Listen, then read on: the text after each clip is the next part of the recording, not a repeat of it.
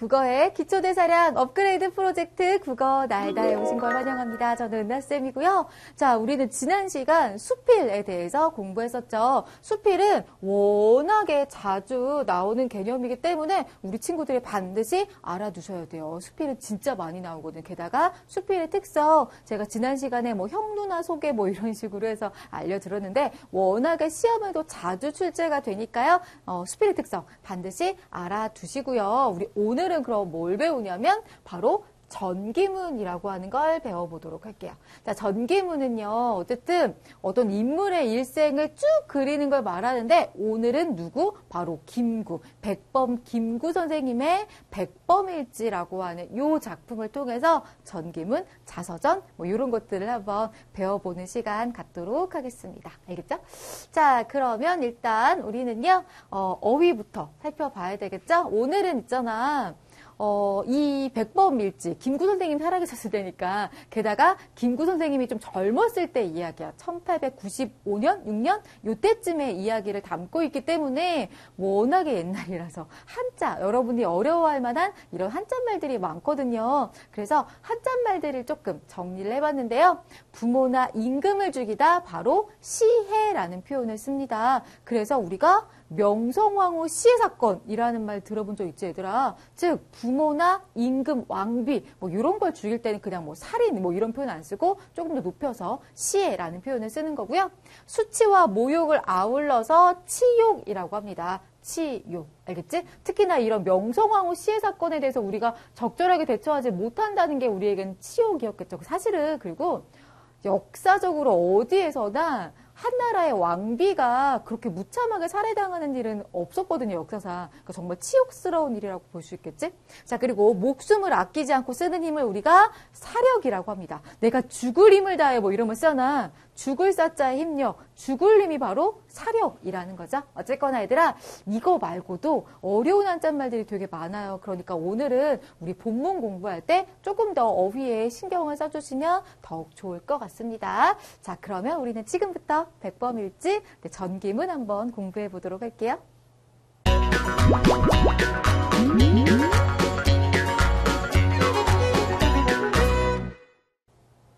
네, 자, 그러면 이제 우리는 백범일지로 배우는 전기문. 일단 전기문에 대해서 먼저 공부하고 넘어갈게요. 자, 전기문은요, 특정 인물의 생애, 업적, 일화 등의 사실을 바탕으로 기록한 글을 말합니다. 특정 인물, 그러니까 우리가 흔히 전기문 그러면 가장 먼저 떠오르는 게 바로 위인전기 같은 거거든요. 뭐 이순신, 뭐 유관순 누나, 또 뭐 있었니? 뭐 페스탈로치, 뭐 어렸을 때 읽었던 거 뭐 이런 거 되게 많지 않나요? 그죠? 뭐 나이팅게일, 뭐 등등등, 뭐 이런 거 있잖아. 그래서 이런 이 위인전기를 한번 생각해 보시면 그 특정 인물, 그 특정 인물의 생애나 업적이나 또는 일화, 그치, 이런 에피소드 같은 것들 위주로 쓴 그런 글들을 우리가 전기라고 하는데요. 근데 우리가 그냥 아무 생각 없이 이게 전기문인지 뭔지 읽지 않고 그냥 봤을 때는 약간 소설 같은 느낌도 있습니다. 왜냐하면 소설처럼 인물과 사건과 배경이 있기 때문이죠. 하지만 네, 소설과는 다르게 이 인물, 사건, 배경은 다 진짜여야 되겠지? 그리고 마지막 더 중요한 건 뭐냐면 이 전기문에는 이런 식으로 평가가 들어가 있는 경우가 많습니다. 즉 인물의 업적과 삶에 대한 글쓴이의 생각과 느낌, 평가 뭐 이런 것들인데요. 그러니까 일종의 뭐 이순신 장군에 대한 전기문을 썼다고 칩시다. 그러면 이순신 장군에 대해서 그는 뭐 난세의 영웅이었다. 뭐 이런 식으로 글쓴이가 이 글쓴이는 이순신이 아닌 거야 이번에는. 알겠지? 다른 사람이 그 이순신을 평가해서 그 사람에 대한 어떤 평가를 내리는 뭐 이런 그런 부분들도 들어가게 됩니다. 자, 그리고 특성은 방금 얘기한 것처럼 사실성, 즉 실제 있었던 일이라는 거죠. 알겠지? 자, 소설은 꾸며낸 이야기라면 이건 실제 있었던 일이야. 물론 얘들아, 약간 이 전기문들 읽어보면 막 대사글도 있고, 이거 실제로 이순신이 이런 말을 했나 뭐 이럴 수 있어요. 근데 어느 정도의 상상력은 조금 들어가긴 합니다. 무슨 말이냐면, 그러니까 이 대부분 뒤에 이제 전기랑 전기문 나오긴 할 건데 우리가 위인전기라고 예를 들게요. 일단 위인전기라고 했을 때 이순신 장군의 위인전기라고 했을 때 이 전기문을 쓴 작가가 있는 거야. 따로 그 작가가 이순신의 생애를 막 조사하는 거야. 조사하고 연구하고 이렇게 공부한 다음에 이걸 바탕으로, 즉 실제 사실을 바탕으로, 물론 그 중간중간 이야기들의 대사나 이런 것들은 본인이 약간의 상상력을 덧붙여서 이렇게 하긴 하지만 실제 범위를, 즉 사실을 넘어가진 않아요. 즉 이 사람이 이런 행동을 안 했는데 했다고 하거나 하지는 않는다고. 즉 이런 행동을 했는데 그런 상황에서 이런 말을 했을 거야 정도의 상상력인 거지 아예 있지도 않은 일을 만들어내지는 않습니다. 알겠죠? 어쨌든 사실성. 그 다음에 대체로 이런 위인전기 같은 전기문들을 쓰는 이유는 그 사람의 삶이 다른 사람들에게 뭔가 교훈거리, 본받을 만한 점을 주기 때문이거든요. 그래서 그런 부분들을 좀 부각해서 우리에게 교훈성을 주고요. 여기 서사성이라는 건 시간의 흐름에 따라 이야기가 진행된다는 거지 대체로 약간 일대기적으로 태어나서부터 죽을 때까지 이렇게 좀 서술하는 경우가 많습니다. 그리고 문학성, 그치? 인물, 사건, 배경, 이게 들어가는 것처럼 약간 좀 문학적으로 꾸미고 있는 경우가 많아서 이 문학성도 맞아요. 자, 그리고 대체로 이런 전기문들의 구성 방식은요, 일대기적 구성과 집중적 구성 방식이 있어요. 일대기는 방금 얘기한 것처럼 일대기, 출생에서부터 죽음까지를 쭉 그리는 걸 얘기해요. 그래서 인물의 출생부터 죽음에 이르기까지의 인생 전반을 다루는 그런 구성이고요. 집중적 구성은 인물의 일생 중에서 특정 시기나 주요 사건을 아주 중점적으로 이렇게 다루는 구성이라고 볼 수가 있겠습니다. 간디의 자서전이나 뭐 이런 것들을 좀 많이 보면 간디 같은 경우는 영국에서 있었던 일, 뭐 남아공에서 있었던 일, 인도에서 있었던 일, 약간 자기의 어떤 부분의 중점적인 사건들 위주로 좀 많이 쓰시거든요. 그러니까 이런 것들도 집중적 구성 방식이라고 할 수가 있겠죠. 어쨌건 간에 이런 것들이 있고요. 사실은 제가 방금은 막 전기랑 전기문이랑 자서전이랑 뭐 이거 다 뭉뚱그려서 얘기한 건데 사실은 이렇게 범위가 있는 거야. 전기문이라고 하는 게 있는 거고요. 그 안에 전기라고 하는 장르가 또 있는 거야. 즉 전기문의 한 종류가 전기인 거야. 알겠지? 자서전, 회고록, 평전, 열전 이런 것들이 다 있어요. 즉 전기문의 종류야 얘네들이. 그래서 그냥 전기, 얘들아 전기문이 아니라 그냥 전기는 인물의 일생 또는 그 일부를 누가 다른 사람이 어떤 작가가 이 사람의 일생을 연구하고 기록하고 조사해서 쓴 글이 전기예요. 위인전기. 알겠지? 위인전기가 이런 형태야. 근데 자서전은요. 스스로 자자겠지. 스스로 자자. 그래서 자신이 자기의 일생 또는 그 일부를 본인이 직접 기록한 거. 즉 나의 이야기를 내가 기록한 거야. 그래서 내가 태어나서부터 현재까지 이야기들을 쭉 한 건데요. 사실은 이 자서전 쓰기는요, 여러분 중학교 때 굉장히 많이 이렇게 수행평가라던가 이런 걸로 많이 숙제를 많이 해가게 될 거예요. 실제로 여러분이 짧은 생애죠. 그치? 이제 뭐 13살, 14살, 15살 이렇게밖에 안 되는 우리 친구들의 짧은 인생이지만 그래도 돌아보면서 성찰할 수 있도록 자서전 쓰기를 굉장히 많이 하니까요. 이거 본인 이야기 쓰는 거구나 이렇게 알아두시고요. 자, 회고록은 뭐냐? 역시나 얘도 자기가 자기의 이야기를 쓰는 거야. 그런데 특별히 자서전은 약간 일생 전부를 많이 다룬다면 여기는 특히 중요한 활동 부분을 자신이 기록할 때 회고록이라고 합니다. 그리고 평전은요, 인물에 대한 평가를 중심으로 쓴 글이고요. 열전은 여러 사람의 전기를 한데 모아 차례로 기록한 글인데요. 여러 사람의 전기, 예를 들면 뭐 최근에 선생님이 봤던 책 중에서는 제목이 기억이 안 나는데 우리가 독립운동했던 독립투사 이러면 약간 유관순 언니 빼고는 잘 기억이 안 나잖아, 얘들아. 그치? 근데 실제로는 여성 독립운동가가 진짜 많았다고 해요. 그래서 이런 여성 독립운동가만 쫙 모아서 열전을 만들기도 하고 막 이러거든요. 뭐 이런 거 이렇게 한데 모아서 여러 명의 전기를 한데 모으는 거 이런 것들이 바로 열전이 되겠습니다. 알겠죠? 자, 그래서 우리는 주로 많이 나오는 게 전기와 자서전이기 때문에 이 두 개를 살짝 좀 비교도 해볼 건데요. 일단 우리 자서전 먼저 볼게요. 자서전 아까 중요하다고 했으니까. 자, 자서전은 자기의 삶을 인생을 돌이켜보면서 가치 있고 또는 후세에 전할 만하다고 판단한 일이나 경험 등을 중심으로 쓴 글을 우리가 자서전이라고 합니다. 즉 본인의 삶을 본인이 되돌아보고 쓴 글이야. 근데 글쓴이의 실제 삶을 바탕으로 하고요. 글쓴이의 생각이나 가치관이 잘 드러나요. 사실 자서전은 수필의 일종이기도 하거든요. 그러다 보니까 이렇게 글쓴이의 생각이나 가치관 등이 잘 드러나고요. 주로 역시 전기문이니까 시간의 흐름에 따라 기술합니다. 또 인생 전체를 다루기도 하고 중요한 일화만 드러내기도 하고 또 시대나 인물에 대한 평가가 객관적이기보다는 좀 주관적이에요. 실제로 최근에 이렇게 서점이나 이런 데 가보면 그러니까 자서전들이 꽤 많이 있어요. 그러니까 뭐 성공한 CEO라던가 뭐 성공한 정치인이라던가 뭐 이런 사람들이 자기가 자기의 자서전을 막 쓰는 거야. 근데 실제로 그런 것들을 읽어보면요.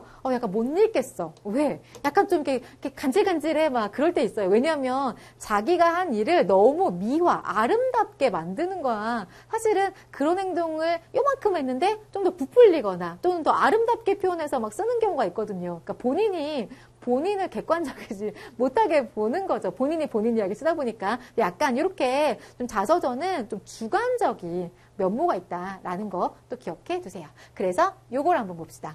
자서전과 전기는 일단 둘 다 전기문의 일종이라고요. 그래서 둘 다 사실을 바탕으로 하고요. 그리고 인물이 중심이 되죠. 맞아요. 사건이 중심이 아니라 인물이 중심이야. 그리고 일반적으로 시간의 흐름에 따라 쓰고요. 어쨌든 자서전도 교훈이나 깨달은 감동, 후세에 전할 만하다고 생각되는 것들을 쓰는 거니까 뭐 대체로 이런 것들을 주게 됩니다. 그런데 자서전은 방금 얘기한 것처럼 주관적인 경험과 생각을 바탕으로 글을 씁니다. 자, 그리고요. 전기문에 비해서 평범한 인물이 주인공이에요. 그쵸? 이 전기문들은 약간 대부분 애들 전기는 진짜 막 역사적으로 위대한 영웅이나 이런 사람들이 많잖아. 근데 그거에 비해서는 그쵸? 약간은 평범한 사람들이 주인공이고요.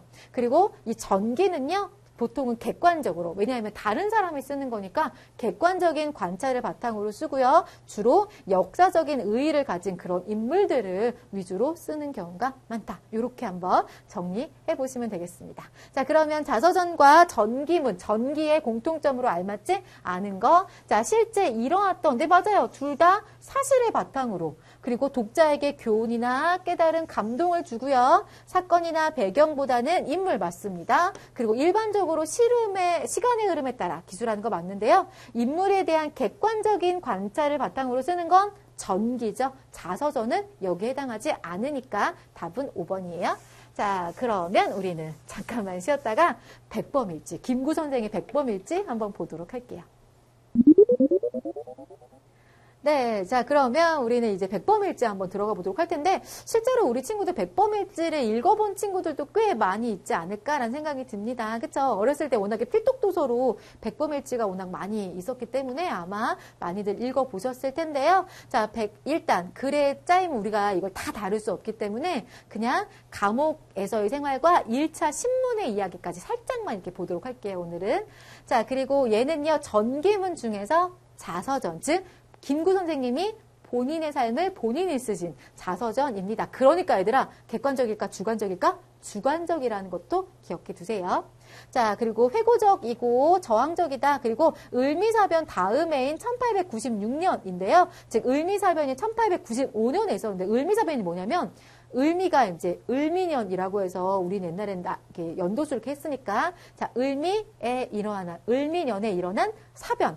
굉장히 엄청난 사건이란 뜻인데요. 어떤 사건이 일어났냐면 그 당시에 이제 일본에 사실은 야쿠자가 했다라고 하는데 야쿠자라기보다는 사실은 야쿠자로 변장한 군인이 아닐까라고 추측하는 경우가 더 많은데 어쨌거나 일본 측에서 러시아와 협력하려고 하는 이 명성황후를요. 러시아와 협력하는 게 이제 꼴 보기 싫은 거죠. 우리가 이제 이 조선에 대한 패권을 딱 장악해야 되는데 자꾸 이 명성황후가 러시아랑 협력하려고 하고 하니까 안 되겠다. 얘를 죽여야겠다 싶어서 쳐들어와서 죽이고 굉장히 잔인하게 죽이고 불태웠다라고 하는데 사실 생각해보면요. 제가 아까도 살짝 말씀드린 것처럼 전 세계 역사 어디를 봐도 한 나라의 왕비를 이렇게까지 잔인하게 뭐 처형하거나 이런 것도 아니고 그냥 정말 야쿠자 무슨 이상한 뭐 강간범들이나 막 뭐 강도 이런 애들이 들어와서 죽이는 것처럼 그렇게 죽이고 불까지 지르는 경우는 없었다는 거죠. 굉장히 국가의 치욕스러운 일이고 어떻게 보면 우리나라 사람들 입장에서는 완전히 우리의 주권이나 우리의 자존감이 무너진 그런 상황이라고 볼 수 있을 것 같아요. 물론 명성황후가 좋은 사람이었느냐? 그건 여러 가지 평가가 있지만 아니라는 평가가 더 많죠. 어쨌건 간에 그러함에도 불구하고 어쨌든 우리나라의 왕비였으니까 어떻게 왕비를 그렇게 무참하게 죽일 수가 있었겠어. 그치? 굉장히 치욕스러운 그런 사건입니다.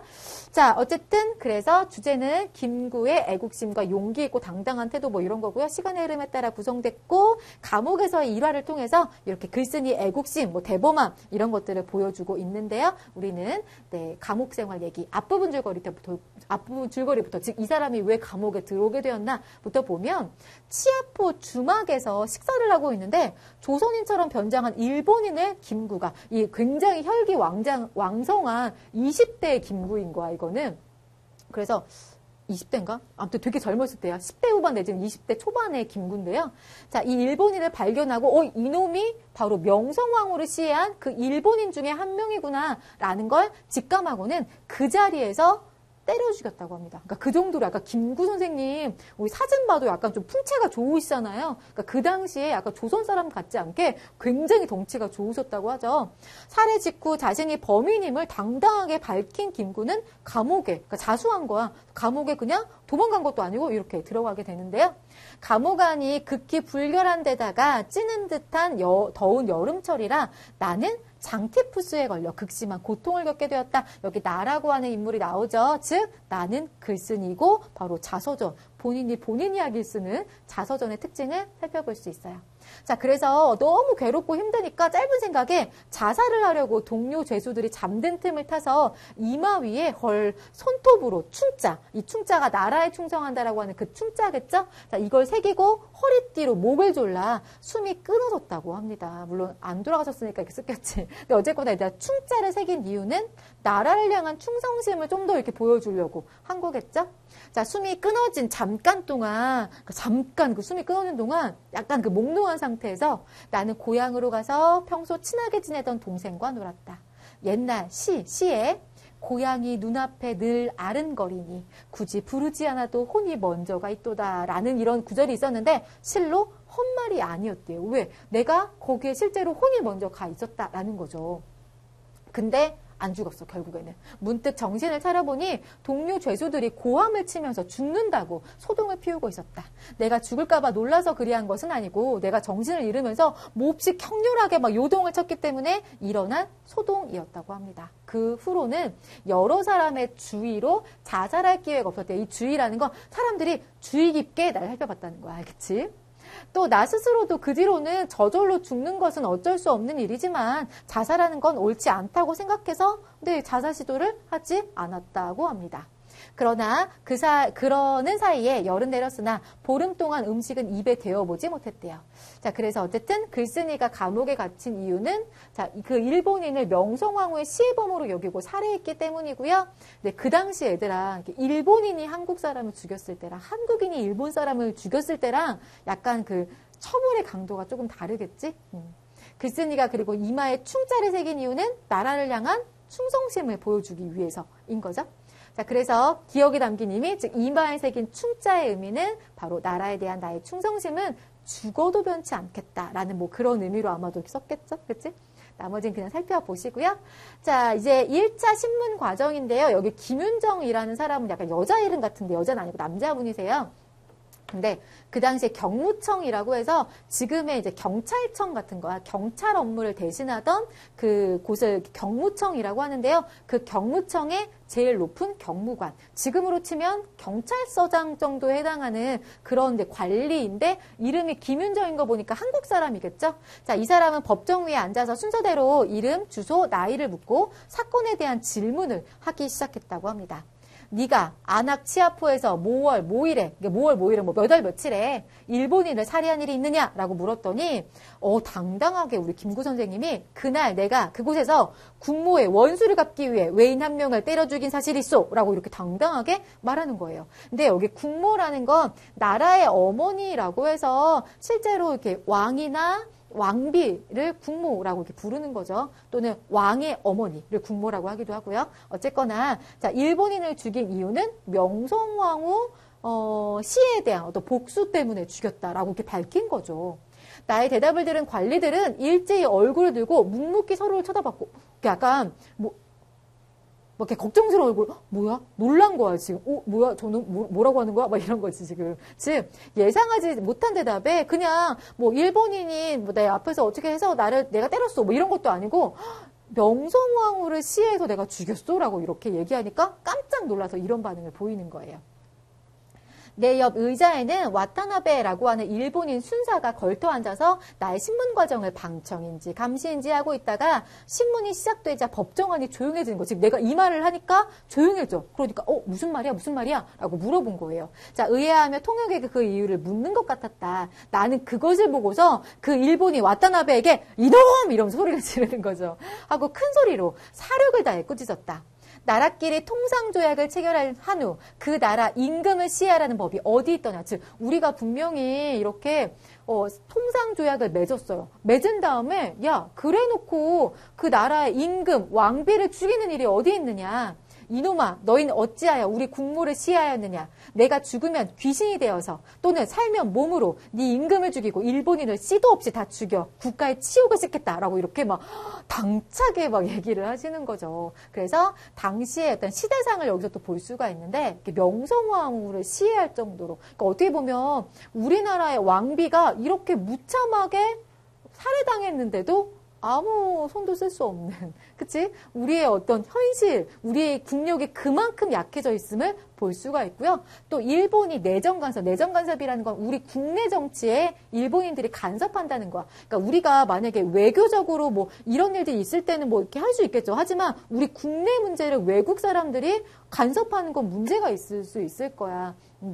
그러니까 우리 집안의 문제를 옆집 아저씨가 감나라 배나라 아유 야 그 집에서는 반찬이 그 3개가 뭐예요? 반찬은 한 7개쯤 나야 되죠. 이런 식으로 옆집 아저씨가 와서 얘기하면 웃기는 일이잖아요. 그러니까 그런 거 같은 느낌으로 우리의 국력이 그만큼 낮아져 있는 상태였다라는 거 알 수가 있죠. 이러면서 이제 우리가 식민지가 되는 거죠. 자, 통렬히 꾸짖는 서슬에 겁이 났던지 와타나베는 대청 뒤쪽으로 도망해서 숨고 말았다. 법정 안의 공기가 긴장되기 시작하였다. 누군가 김윤정에게 와서 말했다. 사건이 중대하니 감리 영감에게 말씀드려서 직접 신문하시도록 해야겠습니다. 하고 잠시 후 감리사 이재정이 들어와 윗자리에 앉았다. 법정 안에서 참관하던 관리와 근무자들이 위로부터 아무 분부가 없었는데도 찬물을 가져다 마시게 해줬대요. 그러니까 왠지 이 사람 범상치 않은 사람인데 이러면서 물도 갖다 주고 막 이랬다는 거야. 원래는 일본인 죽인 나쁜 놈이야? 안 그랬을 텐데 뭔가 범상치 않은데 이러면서 갖다 줬다는 얘기죠. 나는 법정 맨 윗자리에 앉은 이재정에게 질문하였다. 나는 일개 시골의 천민이지만 신하된 백성의 의리로 국가가 수치를 당하고, 그죠? 명성황후가 시해당했다니까? 수치를 당하고 푸른 하늘 밝은 해 아래 내 그림자가 부끄러워서 나는 외인 한 명을 죽였어. 그러나 나는 아직 우리 동포가 외인들의 왕을 죽여 복수했단 말을 듣지 못했어. 즉 나는 일개 그냥 시골에 그냥 보통 사람인데 나도 이렇게 수치스러워가지고 일본인 한 명을 죽였다. 근데 너희들은 국가 관리 신하들 아니냐. 근데 그런 사람들이 외인을 죽였단 말을 내가 들어본 적이 없다라고 하는 거죠. 어찌 한갓 부귀 영화와 국록이라는 건 국가에서 주는 녹봉, 즉 월급을 얘기하는 거. 월급, 국가에서 주는 월급, 부귀 영화와 국록을 도적질하는 더러운 마음으로 임금을 섬기시오. 즉 너희들이 진짜 임금을 섬기는 충성스러운 마음이 있다면 부귀 영화나 이런 국록 이런 거나 지키고 앉아 있느냐. 왜 일본 눈치만 보면서 제대로 된 행동을 하지 못하느냐라고 엄중히 꾸짖고 있는 거죠. 그치?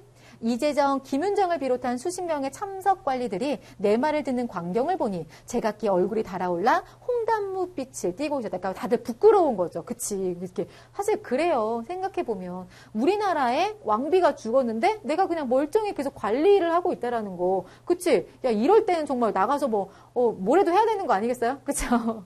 근데 부끄러운 거야. 근데 얘들아, 자서전은 주관적이라고 했죠. 그러니까 실제로 정말 이랬을 수도 있어요. 하지만 어디까지나 이런 광경은 김구의 눈에서 본 사실은 이런 사람들은 진짜 친일파들, 양심도 없는 나쁜 놈들이라서 얼굴빛 하나 안 변하고 어쩔? 이러고 있었을 수도 있어. 하지만 우리 김구의 눈에, 김구의 주관적인 생각으로 그 관리들이 다 홍당무빛, 되게 부끄러워하고 있었다라고 진술을 하는 거예요. 이재정이 마치 사소연하듯 내게 말했다. 창수, 이 창수는요, 그러니까 김구 선생님의 본명입니다. 김창수가 원래 본명이시거든요. 창수가 지금 하는 말을 들으니 그 충의와 용기를 흠모하는 반면 내 당황스럽고 부끄러운 마음도 비할 데 없소이다. 그러나 상부의 명령대로 신문하여 위에 보고하려는 것인즉 사실이나 상세히 말씀해 주시오. 더 이상 나 혼내지 말고 사실만 얘기해 줘라고 이렇게 얘기하고 있는 거죠. 어쨌거나 자, 김윤정은 내 병증이 아직 위험함을 보고 감리와 무슨 말을 수근수근하고서는 간수에게 명하여 나를 도로 하오 감옥에 가두도록 했다라는 내용까지만 오늘은 볼게요. 자, 글쓴이가 일본인을 죽인 이유는 즉 국모의 원수를 갚기 위해서였고요. 당시의 시적 상황은 이렇게 명성황후가 일본인에 의해 시해되었고 나라 힘이 점점 약해지고 일본의 내정 간섭이 심해지는 국력이 아주 형편없이 떨어져 있던 상황이었다. 그리고 신문을 받는 글쓴이 태도는 분명히 살인범이야. 죄수야. 그러함에도 불구하고 일본인 순사를 꾸짖고요. 우리나라 관리들을 비판하는 이런 당당하고 자랑스러운 이런 태도를 보여주고 있다. 이 정도 정리할게요. 자, 글쓴이가 일본인 순사를 꾸짖은 내용으로 알맞은 거, 일본이 우리나라 임금을 시해하려 했다. 일본이 통상조약을 제대로 시키지 않고 있다. 조선 사람인 글쓴이를 일본인이 신문하고 있다. 바로 이거죠. 일본이 우리나라의 국모를 시해하는 만행을 저질렀기 때문에 이것 때문에 꾸짖고 있는 거죠. 그리고 글쓴이가 비판하고 있는 관리들의 모습은 북이 영화를 탐내는 것도 맞는데요. 넓게 봤을 때 일본인들의 눈치 보기에 급급하다라는 거죠. 그치? 당연히 분개하고 일어나서 뭔가 행동을 해야 되는데 눈치 보기만 하고 있다. 이런 것들을 궁극적으로 비판한다고 볼 수 있겠네요. 자, 그리고 신문을 받는 글쓴이 태도는 바로 아주 떳떳하죠? 떳떳하고 당당하게 행동하고 있다. 죄수이대. 아주 당당하다. 왜? 난 잘못한 게 없으니까. 그치? 이런 식으로 볼 수 있겠네요. 여기까지 해서 우리 전기문 백범일지 살펴봤고요. 우린 날개노트 정리하러 넘어가 보도록 할게요.